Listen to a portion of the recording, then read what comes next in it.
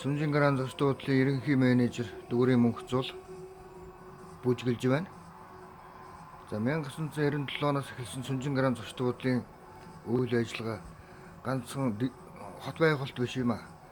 Соёл урлагийг дэлхийд түгэх тийм эрхэм нэр хүндтэй зорилгыг одоо биелүүлсэн ах дүүсийн хүн холбоотой их чухал одоо үйл ажиллагаа явуулсан гэдгийг соёлхон зүйтэй. За ерөнхий зохион байгуулагч нь Америк нэгдсэн улсын Microsoft компани ерөнхийлөгч Билл Гейтсийн ач гавь байсан гэдгийг соёлхон зүйтэй. Сүнжин Гранд анхаараа одоо дэлхийг эдийн засгийн үйл ажиллагаанд одоо бүгд ижил тэнцэн оролцуулсан гэхэд бас учир дутагдaltaй. Үүний цаана Microsoft компани олон ажилчин, албан хаагчид, олон инженер, техникчид, олон хүмүүсийн ач тус байгаа гэдгийг бас ойлгох зүйтэй.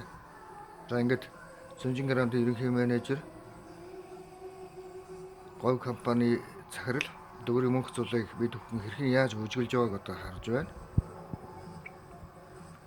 Хэд хэдэн аюул жуулчлалын баазын ховын газартай байсан. Одоо тэрийг буцааж өгөх асуудлыг Монгол Улсын засгийн газар шийдвэрлэх хэрэгтэй.